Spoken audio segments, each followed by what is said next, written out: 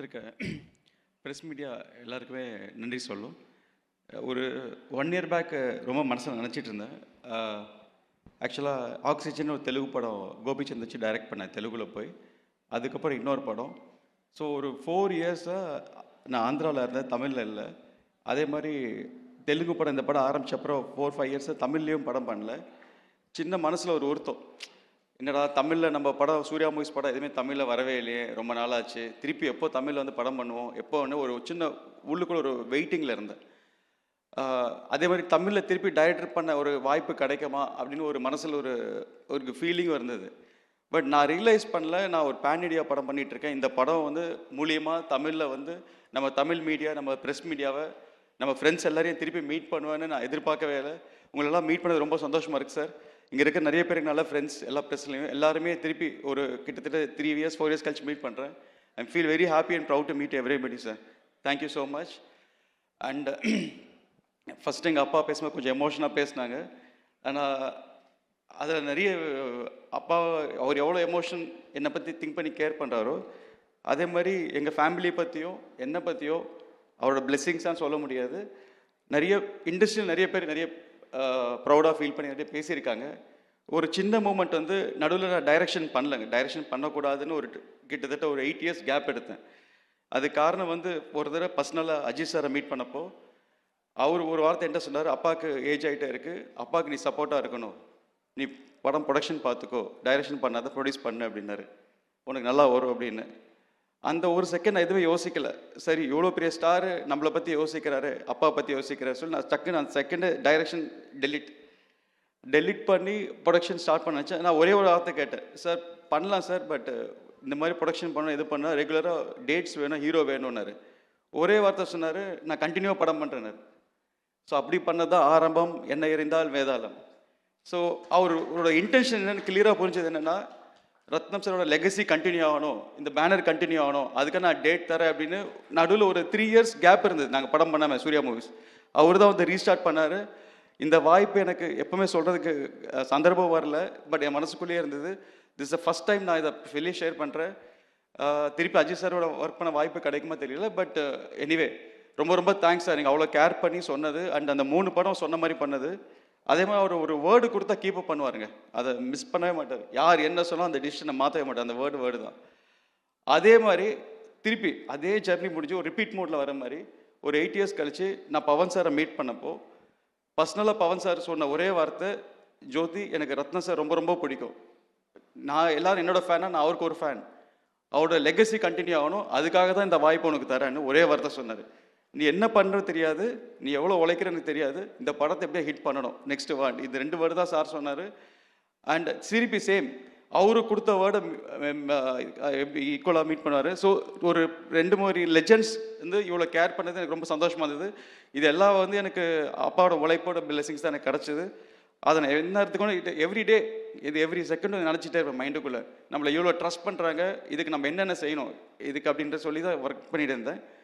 So இந்த மாதிரி ஒரு வாய்ப்பு கிடைச்சது எனக்கு ஹரிஹர வீரமலு ப்ராஜெக்ட். அண்ட் இந்த ப்ராஜெக்ட்குள்ளே நான் என்ட்ரு ஆகும்போது இதில் நிறைய காம்ப்ளிகேஷன்ஸ் இருந்தது.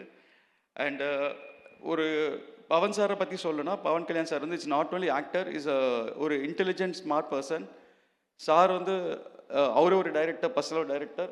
அவருக்கு டைம் கிடைக்கல, அவர் ஃபுல் அண்ட் ஃபுல் பாலிடிக்ஸில் இருக்கிறதுனால, சேவைகள் இருக்கிறதுனால, அவர் டைம் கிடைக்காதனால இந்த படத்தை அவரோட விஷன், இந்த வீரமலு படத்தை வந்து அவரோட பாயிண்ட் ஆஃப் வியூவில் நான் யோசிக்கும் போது, இது ஒரு பேன் இண்டியா, ஒரு இந்தியா ஃபுல்லாக ரீச் பண்ணணும்னு அவரோட எஃபர்ட் போட்டிருக்காரு.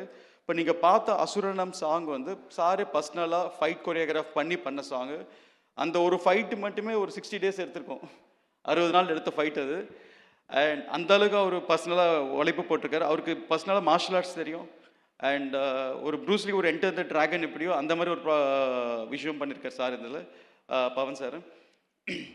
ஸோ இந்த படத்துக்கு இன்னொரு இன்ஸ்பிரேஷன் எனக்கு என்னென்னா, பர்சனலாக இந்த படம் 16th செஞ்சுரி முகல் பீரியடில் நடந்த ஸ்டோரி. அண்ட் அவுரங்கசீப் பேக்ட்ராப்பில் நடந்த டைமில் நடக்கிற காலகட்டத்தில் நடக்கிற ஸ்டோரி. அண்ட் இந்த காலகட்டத்தில் அவுரங்கசீப்பாக ப்ளே பண்ணது பாபி டியோல் ரோல், இதில் பாபி டியோல் ப்ளே பண்ணுறாங்க.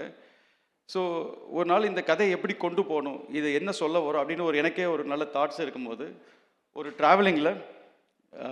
ட்ராவல் பண்ணும்போது எதர்ச்சியமாக ஒரு வெரி ஓல்டு கப்புள்ஸ், இந்த தீர்த்த யாத்திரை பண்ணுற ஓல்டு கப்புள்ஸை மீட் பண்ணேன். அவங்க அப்போ தான் வந்து எல்லா ஜோதிர்லிங்கெல்லாம் விசிட் பண்ணிட்டு வந்தாங்க. வந்து அஜந்தா எல்லோரெல்லாம் போயிட்டு வந்தாங்க. அவங்கள மீட் பண்ணும்போது அவங்க மனசில் வந்து நான் என் மைண்டில் இந்த கதை எழுதிட்டு இருக்கேன். அவுரங்கசீப் மொகல் பீரியட் எழுதிட்டு இருக்கேன். கரெக்டாக பார்த்தா எதிர்த்தியாக அவங்களும் மீட் பண்ணுறேன். ஒரு சம்மந்தம் மேலே ஒரு கான்வர்சேஷன் ஸ்டார்ட் ஆச்சு. அவங்க திடீர்னு பார்த்தா அவுரங்கசீப்பை திட்டுறாங்க. எனக்கு ஒன்றுமே புரியல. நான் ஒர்க் பண்ணுறதும் அவங்க பேசுகிறது கோயின்சிடன்ஸாக இருந்தது. என்னன்னு கேட்டால், நாங்கள் இப்போ தான் வந்து அஜந்தா எல்லாரும் சுற்றிட்டு வந்தோம். அங்கே இருக்கிற எல்லா ஸ்டாச்சுஸும் எல்லா ஃபேஸுமே வந்து எல்லாம் டெமாலிஷ் பண்ணிட்டாங்க. அது எங்களால் தாங்க முடியல. அவ்வளோ நம்மளோட கல்ச்சர், நம்மளோட ஹெரிட்டேஜை வந்து இப்படி டெமாலிஷ் பண்ணி இப்படி நம்மளுக்கு தெரியாத மாதிரி பண்ணணும்னு நினைக்கிறாங்கன்னு. அந்த ஒரு பாயிண்ட்டு தாங்க எனக்கு ஸ்பார்க், இந்த படத்தோட ஸ்பார்க். ஸோ இந்த ஹரிஹர வீரமலு படத்தில் பவன் சார் போர்ட்ரேட் பண்ணுற கேரக்டரே வந்து நம்மளோட ஹெரிட்டேஜ், நம்மளோட சம்பிரதாயம், நம்மளோட கல்ச்சர், நம்மளோட கோவில்கள், நம்மளோட ஜென்ரேஷனாக 1000 இயர்ஸாக வந்த நம்ம ஜென்ரேஷனை வந்து டெஸ்ட்ராய் ஆகக்கூடாது, அதை அடுத்த ஜென்ரேஷன் கொண்டு போய் சேர்க்கணுன்ற ஒரு இதுக்காக ஃபைட் பண்ணுறதா பவன் சாரோட கேரக்டர் ஹரிஹர வீரமல்லு. ஸோ இந்த சப்ஜெக்ட் நான் எழுதுனது தனியாக ஒரு 1 year 2 பேக் எழுதி வச்சு அது ஒர்க் போயிட்டே இருக்குது. கோயின்சிடன்ஸாக honourable deputy chief minister Pawan sir வந்து ஆந்திராவில் அங்கே இருக்கிற திருப்பதி சம்பவத்துக்காக அவரும் போய் சனாதன தர்மிக்காக போய் பேச வேண்டிய சூழ்நிலை வந்தது. ஸோ இன் அண்ட் அவுட் இது ஒரு கோயின்சிடென்ஸ் ஆகி இந்த படம் வந்து ஒரு சனாதன தர்மம், ஒரு தர்மத்துக்காக சண்டை மாதிரி ஒரு படம் அமைஞ்சிருக்கு எனக்கு. It's all destiny. அண்ட் இந்த படம் பார்க்கும்போது உங்களுக்கு ஒவ்வொருத்தருக்கும் புரியும் நம்ம கல்ச்சர் எவ்வளோ இம்பார்ட்டன்ட், நம்மளோட பாரம்பரியம் எவ்வளோ இம்பார்ட்டன்ட், அதை வந்து அடுத்த ஜென்ரேஷனுக்கு நம்ம என்ன சொல்ல வரோம் அப்படின்றதுக்கு ரொம்ப இம்பார்ட்டன்ட். அதுக்காக ஃபைட் பண்ணுற ஒரு ஹீரோ தான் பவன் கல்யாண் சார். இதில் அவரை பற்றி சொல்லிட்டே போகலாம். ஒரு இன்சிடென்ட் என்னென்னா, நாங்கள் விஜயவாடாவில் ஷூட் பண்ணிகிட்ருக்கோம். பண்ணும்போது சார் இப்போ வந்து ஆக்சுவலாக டெப்டி சிஎம் ஆகிட்டாங்க. ஸோ அவரோட டைம் கிடைக்கிறது கொஞ்சம் இது, பிகாஸ் அவரோட மார்னிங்லேருந்து ஈவினிங் வரைக்கும் அவரோட அந்த இதில் இருக்கும்போது எங்களுக்காக ஒரு 400 people அங்கே குரு வந்து வெயிட் பண்ணுறோன்னு எங்களுக்காக வந்து ஒர்க் பண்ணிட்டு போவாங்க. ஒரு நாள் எங்கிட்ட வந்து பர்சனலாக ஒரே ஒரு வார்த்தை கேட்டார் சார். ஃபஸ்ட்டு வந்து சாரி என்னார். நான் எனக்கு புரியல, அவ்வளோ பேர் சார் எதுக்கு சாரி சொல்கிறார் அப்படின்னு. இல்லை, எனக்கு இந்த மாதிரி வைசாக்கில் ஒரு இடத்துல வந்து ஒரு 7 பேர் வந்து ஒரு ஃபுட் பாய்சன் ஆகி சாகிற நிலைமையில் இருக்காங்க, நான் கொஞ்சம் அர்ஜென்ட்டாக போகணும், இன்றைக்கி போகலாமா அப்படின்னு ஒரு வார்த்தை கேட்டார். எனக்கு ஷாக். அவர் சொல்லக்கூட தேவையில்லை, இட்ஸ் இம்பார்ட்டன்ட் இன்சிடென்ட்டு. ஸோ இங்கே வந்து நாங்கள் வெயிட்டிங்கில் இருக்கோம், இங்கே நடிச்சுக்கிட்டு எங்களையும் சாட்டிஸ்ஃபை பண்ணி, அதே மாதிரி அங்கே மக்களுக்கு ஒரு ப்ராப்ளம்னா அவர் அங்கேருந்து உடனே கிளம்பி அங்கே போய் அதையும் பார்த்துட்டு திருப்பி மறுநாள் திருப்பி ஷூட்டிங் வந்து 4 o'clock எழுந்திரிச்சு நைட் 11 o'clock தூங்குற வரைக்கும் ஒரு 24 hours வந்து மக்கள் பீப்புள் இதுதான் சார் மைண்டில் ரன் ஆகிட்டே இருக்குது. அவர் கூட க்ளோஸாக இருந்து பார்க்க போது எனக்கு தெரிஞ்சது அதுதான். அதே மாதிரி அவரை ஒருத்தர் மீட் பண்ணால் அவங்களோட ப்ராப்ளத்தை அவர் ப்ராப்ளமாக எடுத்து அதையே ஃபீல் பண்ணி இது இவங்களுக்கு எப்படி நல்லது செய்யலாம் அப்படின்ற யோசிக்கிற ஒரு நண்பர் பவன் கல்யாண் சார். அண்ட் அவர் கூட ஒர்க் பண்ணது தேங்க்ஸ், மீட் பண்ணதுக்கோ ஒர்க் பண்ணதுக்கோ I am very proud and very happy. And தொடர்ந்து பார்ட் 2 கூட ஒர்க் பண்ணுவோம். அண்ட் படத்தை பற்றி பேசணுன்னா டெக்னிக்கலாக இட்ஸ் ஹை ஸ்டாண்டர்ட் படங்க இந்த படம். எனக்கு பேசிக்கலாக எனக்கு 18 ஃபஸ்ட்டு படம். அப்போ எனக்கு 20 years நான் அந்த படம் டைரக்ட் பண்ணும்போது அந்த படத்துலேயும் கிட்டத்தட்ட ஒரு 1 hour 15 minutes சிஜி இருக்கும், நிறைய 3D எலிமெண்ட்ஸ் இருக்கும், கிராஃபிக்ஸ் இருக்கும். ஸோ இது பீரியடுன்னு தொடரும்போது எப்படி இவ்வளோ ஹை ஸ்டாண்டர்ட் படத்தை நான் எடுக்கணும், எனக்கு இதுக்கு ஈக்குவலாக ஒரு கேமராமேன் வேணும்னு நான் யோசிச்சுட்டே இருந்தேன். எங்கேருந்து கரெக்டாக கோயின்சிடன்ஸாக மனோஜ் பரமசா ஃபேமிலி ஃப்ரெண்ட் அவரை மீட் பண்ணி அவர் மூலிமா எனக்கு நான் எவ்வளோ ஹை டெக்னிக்கலோ அவரும் ஒரு ஹை டெக்னிக்கலான இது. ஸோ 2 பேர் சேர்ந்து ஒவ்வொரு ஷாட்டுமே ஒரு 5 cameras அண்ட் இந்தியாவில் இருக்க எல்லா டெக்னாலஜி யூஸ் பண்ணிட்டோம். இந்தியாவில் பார்த்தாலும் ஃபாரினில் இருக்க எல்லா டெக்னாலஜி யூஸ் பண்ணி இந்த படத்துக்கு கிட்டத்தட்ட ஒரு 1000 animators ஒர்க் பண்ணுறாங்க. 1000 பேர் ஒர்க் பண்ணிட்டுருக்காங்க டே நைட் இந்த படத்துக்காக. ஸோ வேர்ல்டு வைட் இருக்க எல்லா கிராஃபிக்ஸ் கம்பெனியும் ஹையர் பண்ணியிருக்கோம். ஸோ இது ஆன் ஸ்க்ரீன் பார்க்கும்போது இந்தியன் ஸ்க்ரீனில் எப்போவுமே ரத்னம் சார் படம்னா நம்ம தெரியும், அந்த டைமில் அந்த காலகட்டத்தில் ஒரு பெரிய ஸ்டாண்டர்டான படமாக இருக்கும். இது ஸ்டாண்ட் அவுட் படமாக இருக்கும். எதுக்கு இதுக்கு 3-4 years லேட் ஆச்சு அப்படின்றத அதுக்கு பூர்த்தி செய்கிற ஒரு படமாக இருக்கும். And especially last 10 minutes of the படம் வந்து it will break full Indian ஸ்க்ரீனுங்க. It will be spectacular. And இந்த படத்தில் ஒர்க் பண்ண நிதி மேடம் சொல்லணும். அண்ட் நிதி நான் ஜாயின் பண்ணும்போது கொஞ்சம் வரியாக இருந்தாங்க, எப்படி ஒரு படம் இவ்வளோ ஆச்சு, அவங்க ரோல் என்ன எப்படி இருக்கும்னு சொல்லி. பட் அவங்களோட க்யூட் மூமெண்ட்ஸ், அவங்களுக்கும் சாருக்கு இருக்கிற கெமிஸ்ட்ரி நல்லா ஒர்க் அவுட் ஆச்சு. ஒரு சின்ன இன்சிடென்ட், நிதிக்கு வந்து நான் ஒரு சீன் சொல்லிட்டு போனேன், இப்படி பண்ணணும் அப்படின்னு டைலாக்லாம் சொன்னேன். அண்ட் பவன் சார் பண்ணும்போது அதை இம்ப்ரவைஸ் பண்ணி டேக்கில் அவர் இம்ப்ரவைஸ் பண்ணி டக்குன்னு ஒரிஜினல் லைஃப் எடுத்து கழுத்தில் வச்சுட்டேன். அவங்க ஒரு செகண்ட் பேனிக்காய் நான் எங்கே நல்ல ஷார்ட் போயிட்டுருக்கு, இவங்க எங்கே ஸ்டாப் பண்ணிட்டோம் பயந்துகிட்டே இருந்தேன். அவங்க அப்படியே மேனேஜ் பண்ணி நடிச்சிட்டாங்க அதை இது பண்ணி. பட் அவங்களோட ரியல் பேனிக்கு ரியல் எமோஷன் ஸ்க்ரீனில் நல்லா ஒர்க் அவுட் ஆச்சு.